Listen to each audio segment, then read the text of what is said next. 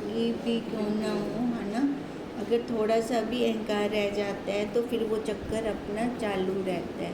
हमारा यही चल रहा था और बता रहे थे हमें कि आवरण शक्ति की पूर्ण निवृत्ति के बिना विक्षेप शक्ति पर विजय प्राप्त करना अत्यंत कठिन है। तमोगुण जब तक हमारा ख़त्म नहीं होता तब तक रजोगुण की कैसे निवृत्ति होगी।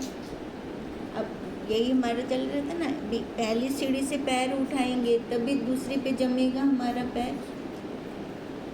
दूध और जल के समान दृष्टा और दृश्य के अलग अलग होने का स्पष्ट ज्ञान हो जाने पर आत्मा में छाई हुई वह आवरण शक्ति अपने आप ही नष्ट हो जाती है। देखो जैसे दूध और जल दोनों को हमने अलग अलग कर दिया, दृश्य और दृष्टा, जब हमने दोनों को अलग अलग कर दिया हम उसका भेद खत्म हो गया, भी पता लग गया ना, मैं दृष्टा बाकी सब दृश्य। फिर कहते हैं फिर जो आत्मा पे आवरण आया पड़ा है वो आप पे ख़त्म हो जाएगा। उसके लिए हमें कोई पुरुषार्थ नहीं करना पड़ेगा। अब पुरुषार्थ है तो किस चीज़ का है, निखेड़ा अलग अलग करने का पुरुषार्थ है। मिक्स हुई पड़ी है, गोभी मची पड़ी है, अब दोनों को अलग अलग करना आना चाहिए। हंस क्या करता है, अलग अलग कर देते हैं ना, तभी हमें कहते हैं गुरुदेव की हंस वाली दृष्टि बना, हंस दृष्टि बना, हंस दृष्टि बना। हंस दृष्टि बनाने का क्या मतलब है कि अलग अलग हो जाए, दृश्य अलग है, दृष्टा अलग है। मैं दृष्टा, मैं जान रहा हूँ ना सारा कुछ, दृश्य जड़ है, जड़ को क्या पता, अब ये पेंसिल जड़ है, अब इसको क्या पता ये मेरे हाथ में है। जड़ को तो कुछ नहीं पता ना, पता किसको है, चेतन को। चेतन खुद जान रहा है तो मैं चेतन हूँ। मैं चेतन होते हुए भी जीव क्यों बना, क्योंकि बाहर निकल गया, संसार के विषयों में रच पच गया। हूँ मैं वही ब्रह्म हूँ मैं, हम सब वही ब्रह्म है। अब ब्रह्म होते हुए भी जीव क्यों बने बैठे हैं, और जीव खाली इस जन्म में नहीं, पता नहीं कितने कितने युगों से ये चल रहा है जीव वाला। तो अब गुरुदेव ने वो दृष्टि दी है हमें, अब दृष्टि दी है तो निखेड़ा कर दें, दृश्य अलग कर दें, दृष्टा अलग कर दें। जड़ का कोई महत्व नहीं है, जड़ का कोई महत्व नहीं है। महत्व है तो किसका है, चेतन का, क्योंकि वो चेतन जानता है, उसको पता है, उसको सारा पता है। वैसे हम समझदार बनते हैं, अब समझदार हैं तो समझदारी दिखाएं ना। अब हमारी समझदारी इसी में है कि दोबारा हमने आकार नहीं लेना, हमारी समझदारी यही है। तभी ये कह रही हैं कि अलग होने पर दृष्टा और दृश्य के अलग अलग होने का स्पष्ट ज्ञान हो जाने पर आत्मा में छाई हुई वह आवरण शक्ति अपने आप नष्ट हो जाती है। यदि मिथ्या दिखने वाले पदार्थों में दृष्टा और दृश्य पदार्थों के स्वरूप को पृथक पृथक करके स्पष्ट बोध के कारण होने वाला निसंदेह पूर्वक बाधा रहित पूर्ण विवेक हो जाए। आंख का धर्म है देखना, आंख देख रही है, क्या देख रही है, रूप। अब रूप में वैरायटी है, जहाँ भी दृष्टि जा रही है रूप है, रूप है, रूप है, देख रही है। ये आंख को नहीं पता कुछ भी, उसका धर्म है देखना। उस परमात्मा ने इंद्रियों के अपने अपने धर्म बना दिए। अब आंख को नहीं पता दृश्य क्या है, दृष्टा क्या है, उसको नहीं पता। अब पता है तो वो जो अंदर बैठा है चित्त रूप से जानने वाला जानकार, वो हमें बताता है।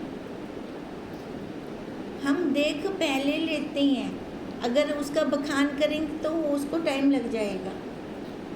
देखने में टाइम नहीं लगता। अब देखा कैसे हमने? उसकी शक्ति से देखा है ना। जब वृत्ति आत्मा पे आरूढ़ होकर नेत्रों के द्वारा विषय देश में पहुंचती है तो देखो अब बोलने में टाइम लग रहा है। अब बुक देखनी है तो पहले दिख गई मेरे को, है ना। पेंसिल देखनी है पहले दिख ली, आप लोगों को देख रहे हो तो पहले दिख रही है, पर बोलने में मेरे को टाइम लग रहा है। तो वो बोला किसके द्वारा जा रहा है? वो चेतन। देखा किसके द्वारा जा रहा है? उस चेतन के द्वारा, है ना। वो चेतन है तो मेरे को पता चल रहा है। अब कहते हैं अगर मैंने उसकी आवरण शक्ति के द्वारा ये दृश्य और दृष्टा को अलग अलग कर दिया तो फिर तो मैं वही साक्षी रूप हो गया ना। हम बंधन में हैं तो क्यों है? हम जीव हैं तो क्यों हैं? मिले पड़े हैं ना, है ना। हम मिले पड़े हैं, पता ही नहीं है हमें भी मैं कौन हूँ, मेरा स्वरूप क्या है, मेरा जन्म क्यों हुआ, मैं क्यों आया यहाँ पर, पता ही नहीं है। अब जब गुरुदेव ने वो दृष्टि दी मेरे को, फिर पता लगा मेरे को कि मेरे को अपने आप को जानकर छूटना है, इस संसार से छूटना है। अब ये माया का आवरण है। अब जब तक ये माया का आवरण ख़त्म नहीं होता तब तक मैं ये अलग अलग नहीं कर सकती दोनों को। अब जब से ये शरीर आया तो चेतन भी तो साथ में आया, इकट्ठे ही आया। अब इकट्ठे आया तब से अब तक भी कितना टाइम लगा इसको अलग अलग करने में, कितना हमने इसका इस्तेमाल किया, बुद्धि का इस्तेमाल किया, मन का इस्तेमाल किया, चित्त का इस्तेमाल किया भी इसको अलग अलग कर दें, है ना। अब वो वाला काल भी देख रही है, अब वो वाला काल भी देख रही है। अब पहले वाले काल में तो मुझे पता ही नहीं था, मैं थी शरीर वाली, मैं थी बस, उसका अहंकार था।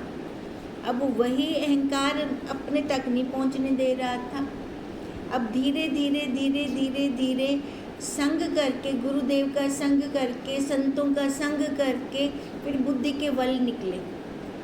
अब जब ये बुद्धि के बल निकले फिर जाके थोड़ी समझ आई, भाई इस संसार में कुछ नहीं रखा, विश्व में कुछ नहीं रखा, सारे भोग भोग कर देख लिए, कहाँ से तेरे को वो सुख की राह आई? आई कहीं से भी नहीं आई। जब आई वो आनंद आया तो कहाँ से आया? अपने आप से आया ना। तो फिर बाहर क्या जानना? जब वो आनंद है ही मेरे पास, किसी के पास और है ही नहीं, कोई मेरे को दे ही नहीं सकता, तो फिर बाहर क्यों जाना? हम बाहर क्यों जाते हैं? हम कुछ ना कुछ लेने के लिए जाते हैं जो मेरे पास नहीं है वस्तु, उसके लिए हम बाहर जाते हैं। अब देखो, अब शाम को भी अपने बाहर पुल्ली पे भी बैठ जाएंगे तो किस लिए बैठ जाएंगे? किस लिए बैठ जाएंगे वहाँ पर भी? तो थोड़ा चलो बाहर की वहल हो जाए, है ना, मेल जोल गिना सामने, अंदर तृप्ति हो जाएगी, अंदर आनंद आ जाएगा, सुख की वो शांति आ जाएगी। यह सोच के बाहर बैठे, अंदर बैठे बैठे दम घुट दब पे, यानी किसी इच्छा से गए हम बाहर, या फिर कहीं जाना है तो कुछ लेने के लिए जाना है। अब इसका क्या मतलब है? जब हम घर से बाहर निकलते हैं तो कोई ना कोई इच्छा या डिमांड रहती है हमारी, उस लिए हम बाहर जाते हैं। अब वो डिमांड लेकर बाहर जा रही हैं तो बाहर वाली डिमांड नश्वर है। शाश्वत, अगर शाश्वत होती तो बाहर जाना ही नहीं था। शाश्वत बाहर है क्या? नहीं, वो कहाँ पर है? अंदर है, वो हमारे अंदर है, भीतर है हमारे। अगर वो आनंद मेरे को अपने आप से आना शुरू हो गया तो मैं बार बार बनते पुलिते भी कहना बास आ गया। हाँ, बाहर उठते अंदर आना बस, बिल्कुल सही गाल है। बाहर पर वैसा ही क्यों मैं जो मेरे को अंदर आना पोवे उठते, है ना, मैं बाहर ही कहना वैसा, मैं बाहर पुलिते बासा ही कहना। क्यों? क्योंकि वो आनंद था मेरे को अपने आप तो अंदर पे, कौन मेरे को दे सकता है वो आनंद? तो जब ऐसी समझ आएगी, जब ऐसी बुद्धि के बल निकलेंगे, फिर जाके स्थिति टिकती है। जब स्थिति टिकने लगती है तो बाहर के संस्कार नहीं आते, क्योंकि बाहर है नहीं हमारा कोई संपर्क, लेन देन है नहीं हमारा, तो मैं बाहर क्यों जाऊंगी? फिर बाहर नहीं जाऊंगी तो बाहर के संस्कार नहीं आएंगे। अब बाहर के संस्कार नहीं आएंगे तो मेरी वृत्ति अपने आप को खाएगी ना, अपने आप की हम जुगाली करेंगे ना, अपने गुरुदेव के महावाक्यों की जुगाली करेंगे ना। अगर मानो किसी कारण मैं बाहर भी जा रही हूँ पर मैं जानकर जा रही हूँ, तो जो जानकर जाएगा वो फंसेगा नहीं, जो जानकर नहीं जाता बाहर वो फंस जाएगा। ऐसे ही जिसको अलग अलग करना आ गया तो उसको फिर कोई भी बाधा रोक नहीं सकती अपने आप से मिलने में। हम जाते हैं बाहर, फिर आ जाते हैं वापस, अपने आप में आ जाते हैं, है ना। तो कैसे जानना होता है? जितना टॉयलेट में जानना होता है। हम बैठते हैं क्या टॉयलेट में ज़्यादा देर? नहीं ना, अपना काम ख़त्म किया वापस आ गए। अच्छा, और हमारी कोई पकड़ भी नहीं है, वहाँ पे हम गंदगी छोड़ कर आते हैं, हमारी इच्छा होती है दोबारा लेने की, देखना भी नहीं चाहते, साथ के साथ ही फ्लश ऑन कर देते हैं, है ना। क्यों? क्योंकि हमारी इच्छा ही नहीं है लेने की। ऐसे ही जब वो संसार में जाएगा और वापस आएगा तो ऐसे आएगा, लेने की इच्छा नहीं होगी। अब जब वो ऐसे आ गया तो वो कहाँ बैठा हुआ है? फिर अपने आप में। ये अपने आप में इतनी आसानी से नहीं बैठा जाता, पहले निखेड़ा करना है, अलग अलग दृश्य और दृष्टा को अलग अलग करना है। फिर उसके बाद मैं दोनों को देखने वाला, दृश्य को भी देख रहा हूँ, दृष्टा मैं जानना रूप से भी मैं जान रहा हूँ। मैं फिर ऊपर हो गया और ऊपर हो गया, पर पहले अलग अलग तो करें, देखें तो सही, उसका आनंद तो लें।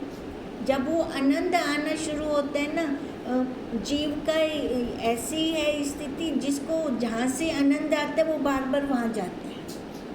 उसकी मन स्थिति ऐसी है, जहाँ से उसको दुख आता है वहाँ नहीं जाता। अब आनंद लेना है तो अपने आप का लेना है, अपने स्वरूप का लेना है।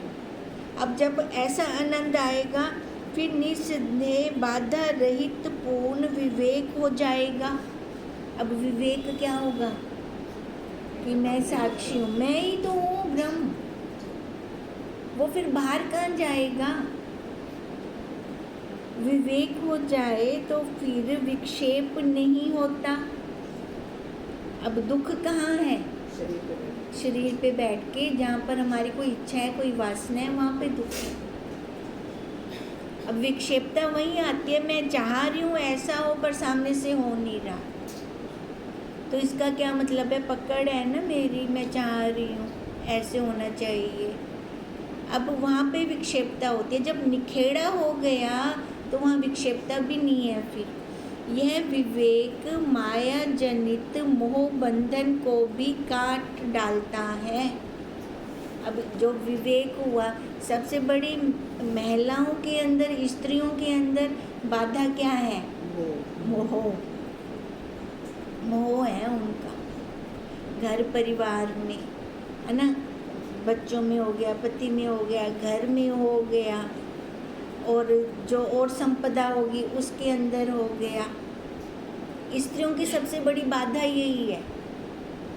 अब वही मोह वाला उनसे कोई छीन के लेके जा रहा होता है तो उनको उसके प्रति द्वेष हो जाता है। फिर मोह क्या पैदा करता है? राग और द्वेष। राग और द्वेष क्या पैदा करती हैं? कर्म। कर्म क्या पैदा करते हैं? जन्म। अब जन्म है, जो आया है तो हो जाएगा। फिर ये सर्कल चल पड़ा। अब ये सर्कल ख़त्म तो ऐसे होगा नहीं भाई, इसके लिए निखेड़ा करना पड़ेगा, अलग अलग करना पड़ेगा। अगर मैं चाहती हूँ कि मेरे को दोबारा आकार नहीं लेना, वो ये काम करेगा, है ना। जैसे हम कहते हैं ना, अब जो बच्चे ने क्वेश्चन पुट किया टीचर से, और वही जिसका क्वेश्चन होगा वही सुनेगा ध्यान से, बाकी और बच्चे नहीं सुनेंगे ध्यान से। अब जिसकी यही इच्छा होगी कि दोबारा नहीं आना, दोबारा आकार नहीं लेना, वो यही काम करेगा, वो अलग अलग करेगा, निखेड़ा करेगा और करते करते करते अपने स्वरूप में आ जाएगा, क्योंकि वहीं से ही उसको मुक्ति मिलनी है हम मुक्त स्वरूप, पर बंधन में है। क्यों है बंधन में? शरीर पे बैठे हैं, वासनाएं नहीं खत्म होती, इच्छाएं नहीं खत्म होती। इतना बुद्धि में समझ आ जाए ये वासनाएं, ये इच्छाएं बस इस जन्म तक हैं। जो कर्म करनी है, शरीर मिला है तो शरीर ऐसे हाथ पे हाथ रख के नहीं बैठेगा। इसकी जो प्रारब्ध है, इसने ये कर्म करनी है। कर्म बस इस जन्म तक है, इतनी समझ आ जाए। अगो नाल कुछ गए ना, वैसे कुछ जाता है आगे हमारे साथ? नहीं जाता है, सारा का सारा यहीं रह जाता है। तो इतनी समझ आ जाए ये खिलौने हैं, सारे खिलौने हैं, मेरे को खेलना है इनके साथ, बस यहीं रह के यहीं जन्म तक खेलना है मेरे को। बस खेलते थे तो सटवे समय बोला नाल चावे सा कुछ कहना। जब जैंडम यह समझ आवे से बोला कोई मोह या राग हो से उन खिलौनों के प्रति, जब मेरे को पहले से ही ये खिलौने लग रही हैं, है ना, इसी जन्म तक की हैं ये, फिर वो अंदर से ना आसक्ति टूट जाती है। अंदर से जो वो खिंचाव होता है ना वस्तुओं विषयों के प्रति, वो ख़त्म हो जाता है। फिर वो बस बुद्धि के अंदर दृढ़ता होगी, अभी खेल खिलौने हैं, खेल लो बस, अभी के लिए, आगे नहीं जाना, ना ही मेरे को ये पसंद है, ठीक है। अब जब ऐसा भाव आना शुरू हो जाएगा, फिर कहीं पकड़ नहीं रहेगी, फिर हम वहाँ पर रुकेंगे नहीं। किसी के पास 4 पैसे ज़्यादा चले गए या किसी के पास कम आ गए तो मन के अंदर इतना दुख नहीं होगा, इतना विषाद नहीं होगा। क्यों नहीं होगा? आकार से ऊपर उठ गए, मन के अंदर आसक्ति नहीं है। फिर ये भी नहीं है कि वो भोंदू हो जाएगा, ऐसा भी नहीं होगा, भोंदू भी नहीं होगा, पर समझदार होगा, असली समझ आ चुकी होगी। असली समझ क्या है? अपने स्वरूप में रहना। जब ऐसा हो जाएगा तो उसको विक्षेपता नहीं आएगी, विक्षेपता टच नहीं करेगी उसको। फिर हम चाहते भी तो यही हैं, जो अंतःकरण संतुष्ट है, संतोष है जिस अंतःकरण के अंदर, वही अपने आप में स्थित हो सकता है। विषाद वाला अंतःकरण अपने आप में स्थित नहीं हो सकता। इसलिए कहा कि विवेक हो जाएगा। विवेक माया जनित मोह बंधन को भी काट डालता है, जिससे मुक्त हुए पुरुष को फिर जन्म मरण रूप संसार की प्राप्ति नहीं होती। अब वो मुक्त हो गया ना, अब उसको पता लग गया ना ये सारा खेल तमाशा है, यहाँ मेरे को खेल खेलना है बस। ना कोई मेरा घर है, ना कोई सगे संबंधी हैं, ना किसी के साथ संबंध है मेरा। हम सभी अपने कर्मों का लेन देन का भुगतान कर रहे हैं। जब बुद्धि के अंदर ये दृढ़ता आ जाएगी, फिर देखो वहीं पे ही हमारा संबंध अंदर से मन से ख़त्म हो जाएगा। हमने किसी को बोलना थोड़ी है क्या? कोई जा रहा है, हमारे घर में से जा रहा है और कोई उसके लिए रो रहा है, तो वो क्यों रो रहा है? अपने सुखों को रो रहा है वो। अब घर में से 2 पर्सन गए, एक दा तो बहुत ज़्यादा ध्यान रख दई, दूजा पर्सन उनका ध्यान कहने रख दई। और देखो उनको रोवना कहते किते उससे जरा ज़्यादा ध्यान रख दई ना, तो उनको तो ये लग से ना हम मेरा इन्ना ध्यान कौन रख से। होंदे किते होंदे विच भी उनका स्वार्थ है, रोवण विच भी उसमें भी स्वार्थ है ना, इसलिए वो रो रहा है। अब यही चीज़ अगर हमें समझ आ जाए तो, पहले हमारी दृढ़ता बन जाए तो फिर हमारा रोना भी ख़त्म हो जाएगा। हाँ ठीक है, साथ रहते रहते थोड़ी अटैचमेंट हो जाती है। अटैचमेंट हो जाती है तो उस चीज़ को भी समझ से, मोह वाली नहीं, बुद्धि के अंदर पहले से ही हमारा निखेड़ा चलता रहे। स्वेटर बुनना आसान है, उधेड़न विच टाइम लगता है, उलझ वेंदा है, गट्ठा पै वेंदे हैं। लो आप गट्ठा तोड़ दूँ तो उलझन निकलती कैं नहीं, उन्हें वाला धागा तोड़ते वाला आप वाला गोला बने दो। अब यही तो हो रहा है। और क्या है यहाँ पर संसार में, और क्या रखा है? ये माया जाल ही तो है, माया ही तो फंसाती है। पर मैं समझदार हूँ कि हम माया में नहीं फंसेंगे। हम समझदार हैं कि हम माया में नहीं फंसेंगे।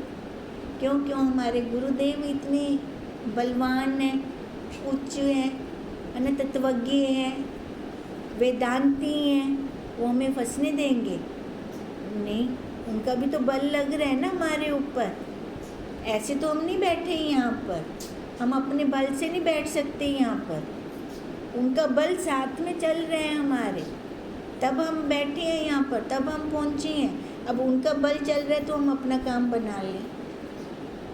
अकेले हमारे बल से हमारा काम नहीं बनेगा। हमें माया फिर से अपने शिकंजे में ले लेगी। ये संसार से मुक्त कब होगा? जब उसका विवेक जागेगा, विवेक से मोह खत्म होगा, तब हम इस संसार के चक्कर से, चक्कर भी कौन सा, ये जन्म मरण के चक्कर से, तभी हम मुक्त हो पाएंगे। प्रकृति की तमोगुण की आवरण शक्ति जब आत्मा पर आच्छादित हो जाती है, तमोगुण ही तो है जो हमें बार बार घसीट के लेके जा रहा है ना। वो माया के अंदर हम जो जा रहे हैं, माया में रचे पचे हैं, तो ये क्या है? तमोगुण है। तो मनुष्य की बुद्धि भ्रमित हो जाती है। अब जो तमोगुण है, जिसके ऊपर तमोगुण हावी है, तो उसकी बुद्धि सत्य निर्णय नहीं ले सकती। उसकी बुद्धि के अंदर विक्षेपता होगी।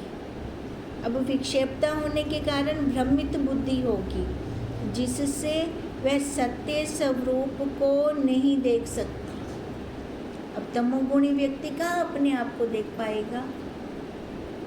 अगर उसके आगे ब्रह्म ज्ञानी सद्गुरु अपने वचन भी रखेंगे ना, तो भी उसके ऊपर ऊपर से निकल जाएंगे, उनके अंदर कहना वैसे, उसको समझ ही नहीं आएगा कि गुरुदेव क्या बोल रहे हैं।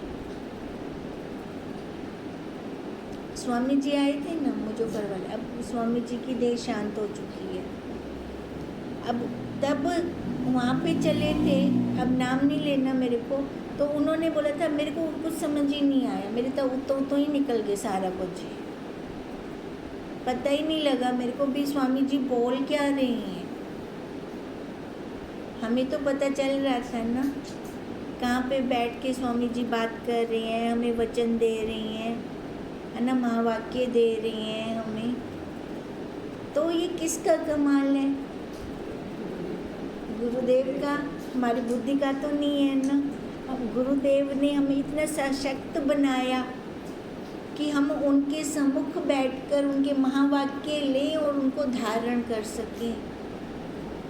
अब देखो गुरुदेव हमें अंदर से कितना मजबूत बना रहे हैं, कितना हमारी बुद्धि को वो खोल रही हैं। हमें पता लगा, नहीं तो हम भी कहते साग तो समझ ही गए, नहीं आया साग तो निकल गई, नहीं तो हम भी तो कह सकते थे ना, पर हमने तो कहा नहीं ऐसा। नहीं, उनके जो महावाक्य थे अंदर जा रहे थे हमारे। अब इसलिए कह रही हैं कि जो मनुष्य की बुद्धि भ्रमित हो जाती है, जिससे वो सत्य स्वरूप वो देख ही नहीं सकता, समझ ही नहीं सकता। इसके बाद रजोगुण की विक्षेप शक्ति जो उसकी क्रिया शक्ति है कार्य करती है। जो संसार में रचा बच्चा है व्यक्ति, उसमें ये दो गुण हावी रहते हैं, तमोगुण और रजोगुण।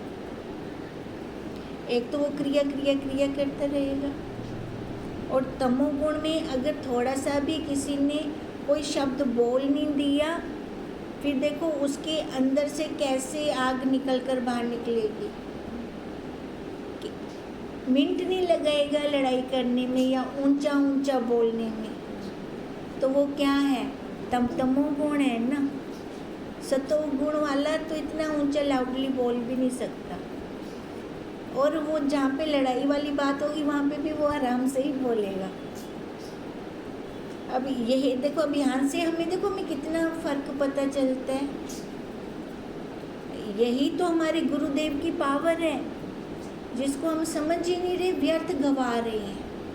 अगर समझकर अपने आप में स्थित कर लें, अपनी स्थिति बना लें, तो हम छूट सकते हैं। कोई मुश्किल हम कह नहीं, इस जन्म मरण के चक्कर से हम छूट सकते हैं। देखो कितनी ऊंची बात है, हम छूट सकते हैं। हमारे हाथ में है छूटना, क्योंकि हमें तत्वज्ञ गुरुदेव मिले हुए हैं। और हम अपना काम बना लें। अभी पुछ रह गई, मैं बार बार आख दिया पुछ रह गई, हाथी निकल गए और पुछ ही भारी लगती भी है। अगर यही पूछ वाला काम कर लेना, हमारा काम बन जाएगा। फिर से आना, गर्भ में रहना, फिर वो मल मूत्र में रहना, बच्चे को क्या पता चलता है?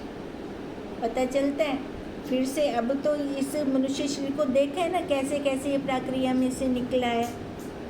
नहीं तो फिर से उस थैली में जाके, गंदगी वाली थैली में उल्टा लटकना, अब कैसे लगेगा फिर हमें? फिर से दोबारा से, अच्छा मैं बोला दोबारा जन्म इंसान लाए में ओसा ना ना हूँ कहना ओसा। अगर ऐसे विचार करें, ऐसे सोच बनाएं, अपनी बुद्धि के अंदर यही डालें, बिना में को दोबारा उल्टा क्या नहीं लटकना। और वो थैली के अंदर भी क्या है, गंदगी तो है। अब ज़रूरी थोड़ी है ये माँ वाली थैली मिलेगी, अगर 4 पैरों वाली मिल गई तो ब्याह भी मुश्किल, बहुत ज़्यादा मुश्किल हो गया। और भी तो अभी क्यों ना मैं अपना काम बना लूँ, अभी मैं अलग के मैं अपना काम कर लूँ, अपनी वृत्ति एकाग्र करके अपने काम में लगा दूँ। मेरा काम ही यही है, अपने आप में बैठना, अपने आप की जुगाली करना, यही तो हमारा काम है। फिर माया कैसे दबोचेगी? अगर लगता है माया का असर हो रहा है, तो फिर गुरुदेव से प्रार्थना फिर से शुरू। मम हृदय प्रभु आसन है तोरा, है ना, आके बस गए हैं अनेक का चोरा। आके शाम कर लो। अब आप अपने घर की रखवाली आप करो, मैं नहीं कर सकती आपके घर की रखवाली। आपके घर में अब चोर डाकू पता नहीं क्या क्या घुस आया है। अगर एक बार ऐसी प्रार्थना करते ना, उन रिजल्ट नाल दे नाल मिलता है। अगर बुलाएंगे गुरुदेव को, अपने घर की आप सफाई करो, मैं आपके घर की सफाई नहीं कर पा रही, तो वो क्या नहीं आते? पहले याद तो होवे भी उन्होंने को भी सगने हैं, उन्होंने घर की सफाई करन किते नाल दे नाल आवेंदे। हूँ टाइम देखो अपने आप ही मन की वृत्ति बला चेंज थी वेंदी है। अब है ना जादूगर, कहाँ गुरुदेव, कहाँ हम कैसे सुन रहे हैं वो हमारी बात। तभी तो कहा ये वाणी का विषय नहीं है, इंद्रियों का विषय नहीं है। करना है तो अपने तन से, मन से, वृत्ति से एकदम जुड़ पड़े। अब जुड़ के ही तो यहाँ से बाहर निकलेंगे, बाहर संसार से जुड़ के थोड़ी निकल पाएंगे। रजोगुण की विक्षेप शक्ति को वो क्रिया शक्ति है जो कार्य में लगाती है, इसलिए तमोगुण की आवरण शक्ति की निवृत्ति आवश्यक है। तमोगुणी ही रजोगुणियों से, तमोगुणी ही रजोगुणियों से। कहते अगर रजोगुण की निवृत्ति चाहूँ ना, पहले तमोगुण को खत्म करना है। पहले हमें दिखी तो सही गुण है, दिखना तो चाहिए कि अब ये गुण चल रहा है, अब ये गुण चल रहा है, अब ये गुण चल रहा है। अब जो दिखेगा उसी की सफाई होगी। अगर दिखे ही ना था कहती सफाई थी से बोला, है ना, लगे भी हाल थी वो गंद पे मेरे को ये साफ करना है, ता साफ थी से ना। अगर वो गंद ही नहीं दिखता पे मेरे को, मैं साफ कि में कर सा। इसके बिना रजोगुण पर विजय प्राप्त करना कठिन है। जब मनुष्य को आत्मज्ञान हो जाता है तो यह स्पष्ट रूप से दिखाई देने लगते हैं, फिर गुण दिखते हैं। पहले उसकी स्थिति टिके थोड़ी बहुत ही। अब तमो और रजोगुण कैसे, पहले तमोगुण कैसे जाएगा? तमोगुण ऐसे जाएगा भी निस्वार्थ कर्म करें, फल की इच्छा वाले कर्म ना करें, निस्वार्थ कर्म करने के बाद, ठीक है, अब उसकी बुद्धि थोड़ी थोड़ी परिवर्तित होगी। अब थोड़ी थोड़ी परिवर्तित होगी। अब वो जो क्रिया में टाइम लगाता था, फिर ऐसे जैसे अब यहाँ क्रिया सफल होएगी। फिर उसकी रजोगुण की क्रिया घर की क्रिया में सफल नहीं होगी, संसार की क्रिया में सफल नहीं होगी। रजोगुण की क्रिया किसी मंदिर में जाके सेवा कर दे, आश्रम में जाकर सेवा कर दे, क्योंकि उसकी इंद्रियां क्रिया में ज़्यादा प्रवर्तित रहती हैं। अब वहाँ जाकर वो सेवा करेगा तो देखो उस सेवा का फल उसको आगे निकालेगा। उस सेवा का फल क्या मिलेगा कि उसकी बुद्धि सत्वगुण में आएगी। सत्वगुण में आकर फिर वो अपने आप में सत्वगुण बुद्धि क्या करेगी? ज्ञान अर्जित करेगी। अब वो ज्ञान वाली बुद्धि जो होगी वो क्या करेगी? संसार को नहीं पकड़ेगी। संसार को ना पकड़कर वो कहाँ रहेगी? अपरमात्मा बुद्धि में, अपने आप में। अपरमात्मा कहाँ है? अंदर है ना, बाहर थोड़ी है परमात्मा। अब जब ऐसी बुद्धि आ जाएगी तो उसको बाहर जाने की इच्छा नहीं होगी। फिर महावाक्यों में श्रवण भक्ति है उसकी। फिर भक्ति बाहर वाली भक्ति नहीं है। भक्ति क्या है? वेदांत को श्रवण करना, ये भक्ति है उसकी। जब वेदांत श्रवण करेगा तब जाके तो महावाक्य रुकेंगे ना अंदर, तब उसका काम बनेगा। अब वेदांत अंदर जाएगा, महावाक्य अंदर जाएंगे तो तमोगुण रजोगुण बाहर जाएगा, सफाई होएगी। फिर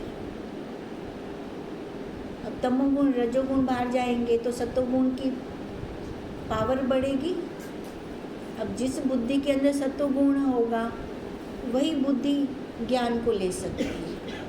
उस बुद्धि के अंदर महावाक्य रुक सकते हैं। अब जिस बुद्धि के अंदर महावाक्य रुकेंगे उसका काम बनेगा ना। फिर अब मंथन किसका होगा? महावाक्यों का। अब महावाक्यों, जहाँ पहले संसार का मंथन होता था वहाँ अब महावाक्यों का मंथन होगा। अब दोनों में फ़र्क तो है। अब यही फ़र्क जब उसमें आ जाएगा तो उसके कदम अपने आप एक के बाद एक गुरुदेव अपने आप आगे चलाएंगे। फिर उसको खुद नहीं चलना पड़ेगा, बल किसका लगेगा? गुरुदेव का बल लगेगा। फिर ओम तम